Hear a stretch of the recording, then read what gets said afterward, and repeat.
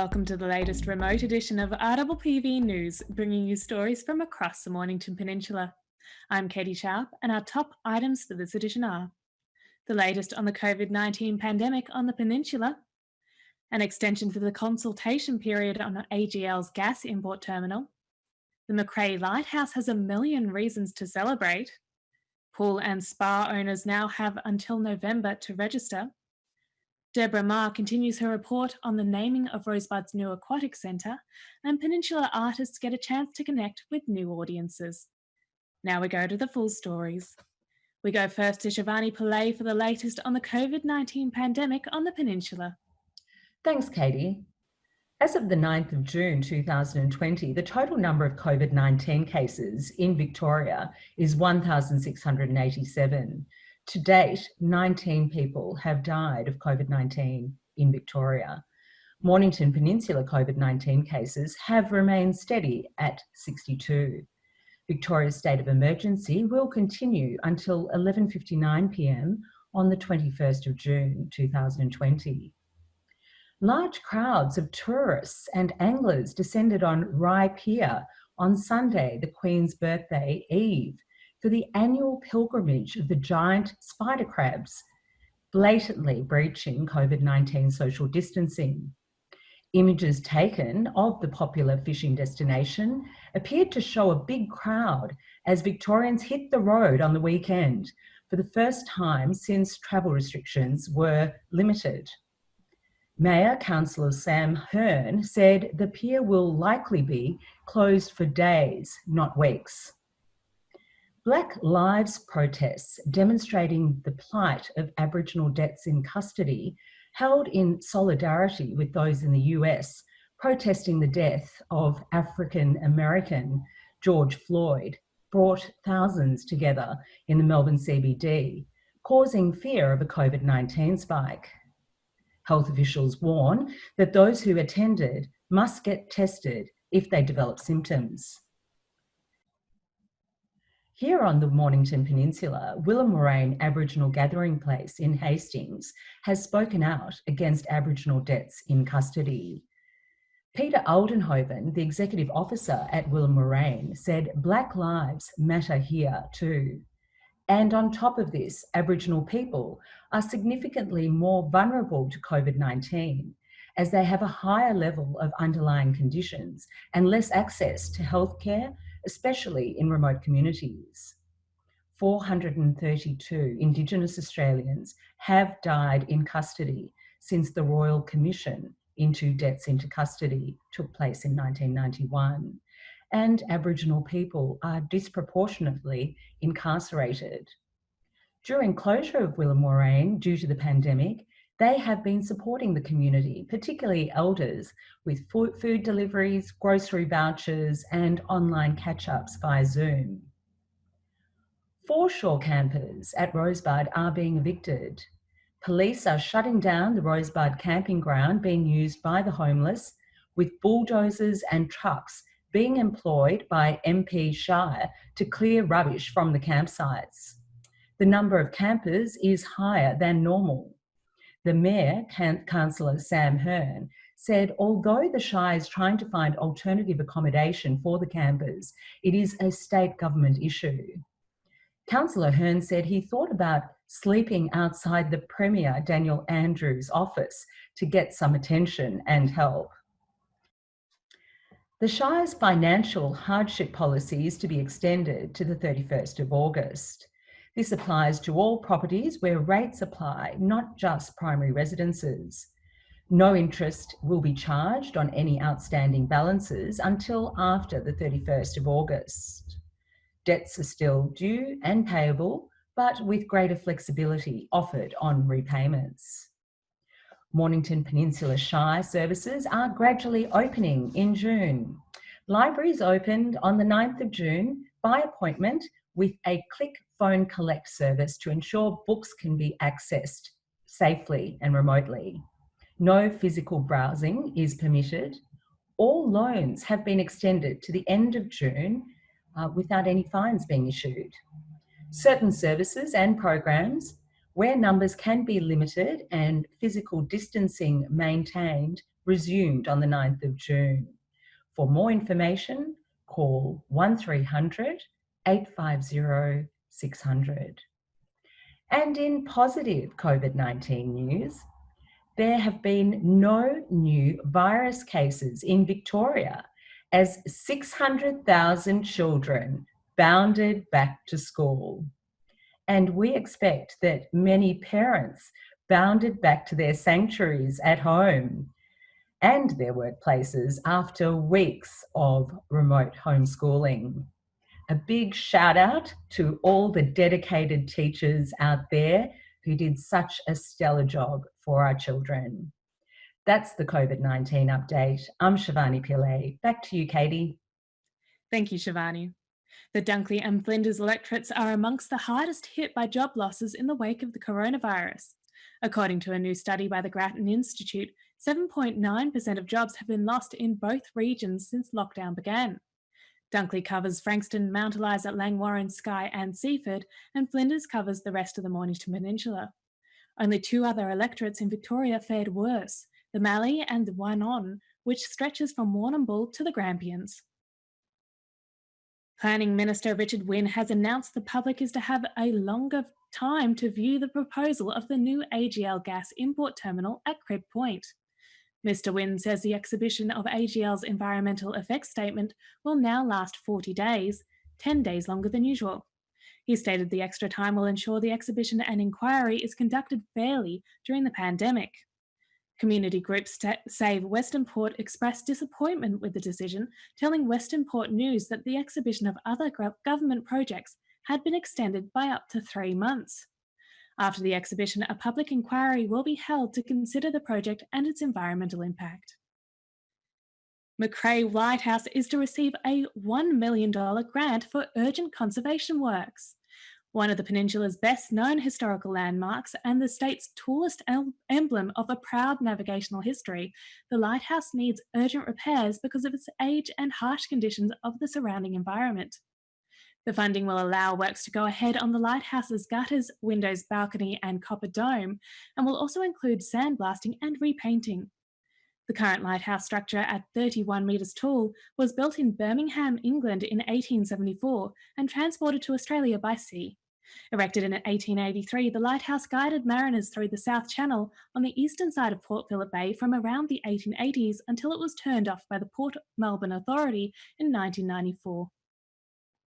The Department of Environment, Land, Water and Planning has issued a strategic plan to reorganise the management and responsibilities for Crown land, including prized tracts of land of the Port Phillip Bay and Western Port Bay foreshores.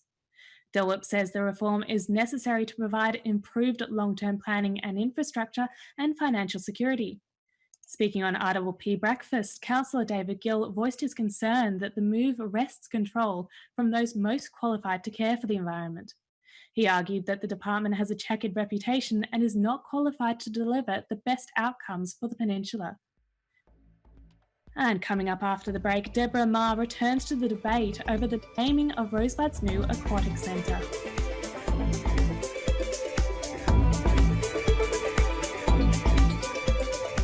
Battery World Mornington. We are the batteryologists. With an extensive Australian-made range, we're everyday people with a passion for all things batteries. And helping our customers by providing battery solutions no matter how big or small across the Mornington Peninsula is our goal. Can't come to us? We'll come to you. Battery World Mornington. Locally owned and here to help Peninsula people anywhere, anytime. Battery World Mornington. Station sponsor.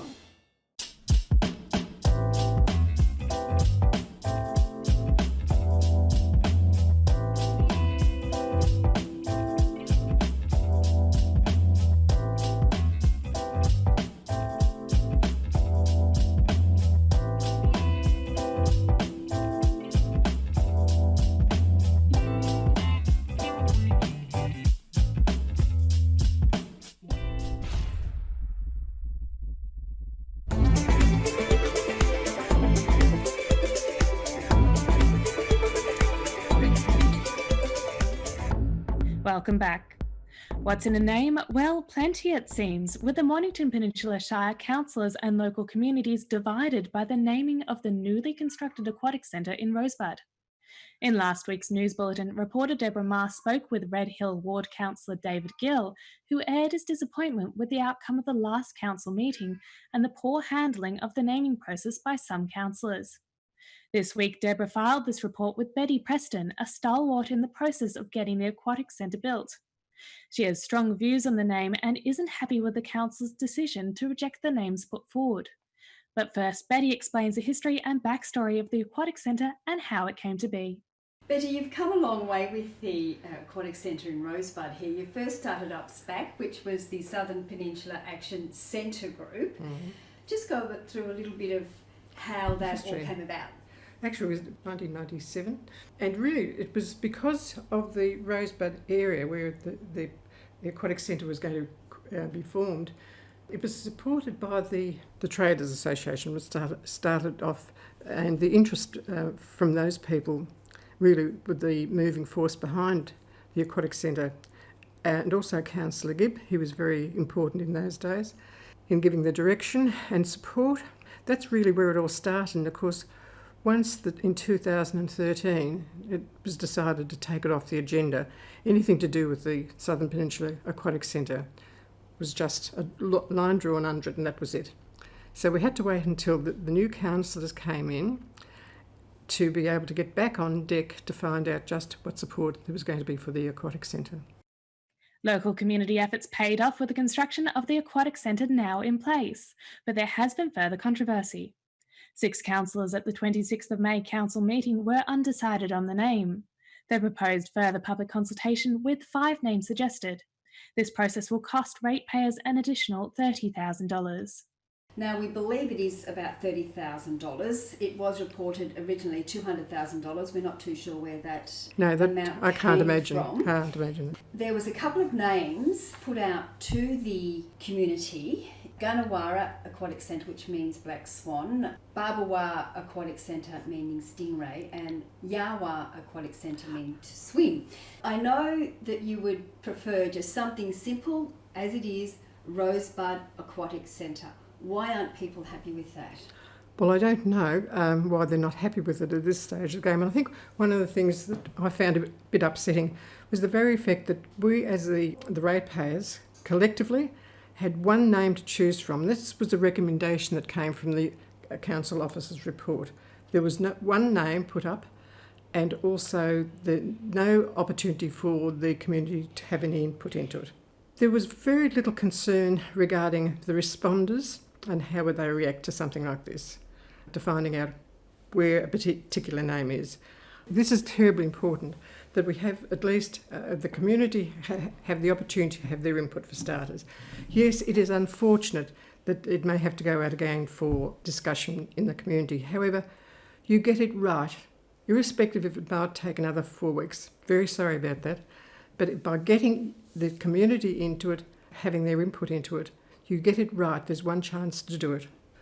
Another controversy regarding an aquatic centre down here is something we really don't need. And up until now, when one considers the effort of the councillors and the council officers have done over the last 27 months to get this project to where it is, it's absolutely amazing, considering the complexity of the project. No, not really. Even the name of Gunnawara, when it came up, the council officer giving the report was not able to say if 2 people had voted for Gunnawara, 200 and whatever. There was no number given regarding the breakdown. There were just names given out, but not the amount of people voting for it. I think what it is, we need to keep it simple, concise, sharp. We know where it is and we know what it is, so there's no confusion whatsoever. And in doing so, when you make it virtually straight down the line, nobody can be offended by it, because Rosebud is a designated tourist centre and it is recognised, and we are sophisticated to understand what an aquatic centre is. So, having said that, if there was sentiment out in the community wanting somewhere in the title of it an Aboriginal name, would you be opposed to that? No, not at all. But I think the most important thing is that the ratepayers have the opportunity to vote on this particular project. I don't mind whatever name it is, but long as the consensus is made by a majority of ratepayers, and that to me is terribly important. This project is just, in the last 27 months, the work that's been done, who would have thought it'd get to the stage where it is now? And what's happened, that work has been overshadowed by these particular remarks at that council meeting, and that disturbs me. I'm really saddened by it, to be perfectly honest. And personally, I feel the remarks passed at the meeting, the council meeting, for me, terribly upsetting, to be perfectly honest. I just felt as though I had been emotionally suppressed or bullied in the very fact that a name wasn't given out that particular night. To me, that was insensitive. This program, or the naming of the Aquatic Centre, is far too big, because we've waited so long for it, to bring in something, another controversy that was not needed. It's unfortunate this has happened, and please, no more controversies, because we've been through enough. I've been speaking with Betty Preston, a concerned ratepayer, talking about the Aquatic Centre in Rosebud. I'm Deborah Marr reporting for RPPV News. Back to you, Catie. Betty also wants to clarify she is not associated with the Rosebud Lobby Group. Voting is now open on the preferred name. Visit the Mornington Peninsula Shire's website to have your say. The survey closes on the 9th of July. State MP Chris Brain summed the controversy up nicely on his Facebook page last week, saying, "Just name the pool so we can get our swimmers on." Thank you, Deborah and Betty. Ramp cameras have gone live at Western Port's Stony Point and Coronella. The cameras enable boaters to check conditions before heading out, as the images are refreshed every 5 minutes. Local weather conditions can be checked at the same time, with information powered by the Bureau of Meteorology. Boaters can check the cameras at boating.vic.gov.au or by downloading the Boating Vic app.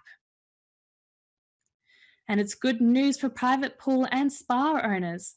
The deadline for registering pools and spas has been extended by 5 months. Residents now have until the 1st of November to pay the one-off registration fee of $79. The extension is in recognition of the impact of the pandemic on families and council staff workloads. A state government initiative, the measures were introduced to reduce the number of drownings of children under the age of 5 by ensuring pools have sufficient safety barriers. Mornington Peninsula residents are being encouraged to join the Aussie Made Club, a new campaign launched to promote local producers and manufacturers as we come out of isolation. Given the abundance of local businesses and food producers on the peninsula, Australian-made CEO Ben Lazaro said the campaign is designed to build on the huge grassroots movement spawned by the COVID-19 pandemic. Mr. Lazaro said the Australian-made website is attracting more than 250,000 visitors a month, a 130% increase on normal times, and the brand's social media audience has grown tenfold since the beginning of the pandemic. And a new website has been set up for the Peninsula artists to showcase their work.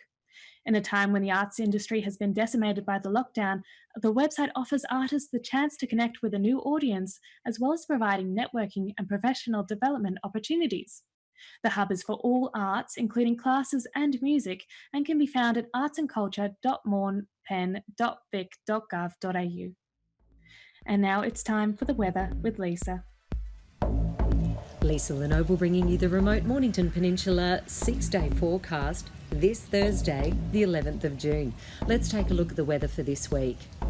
Today we'll see a minimum of 6 and a maximum of 13. Partly cloudy, slight chance of a shower.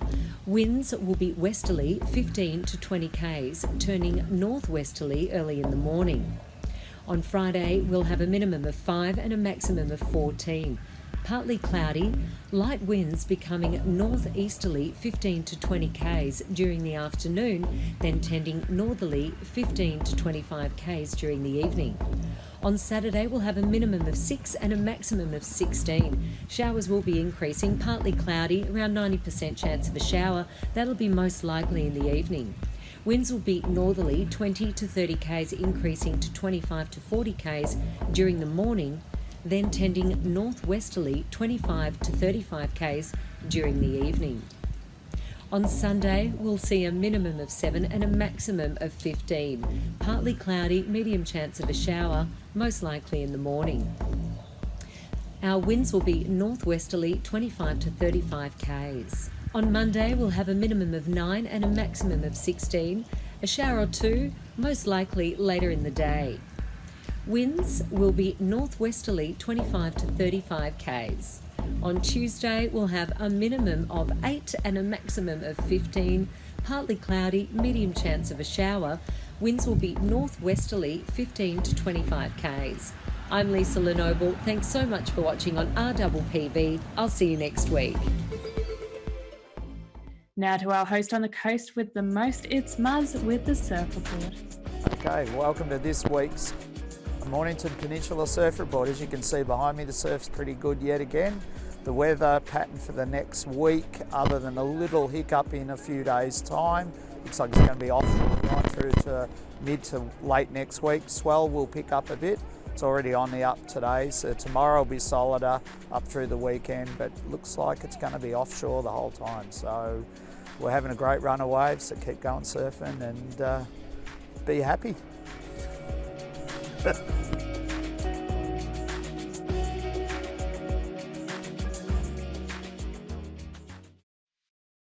And that's all from our team here at RPPV News, serving the community with stories that matter to you. Remember, if you can work from home, you must do so.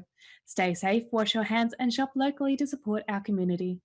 Keep watching and tell your friends. Bringing you the news from coast to coast across the Mornington Peninsula, I'm Catie Sharp. See you for the next edition.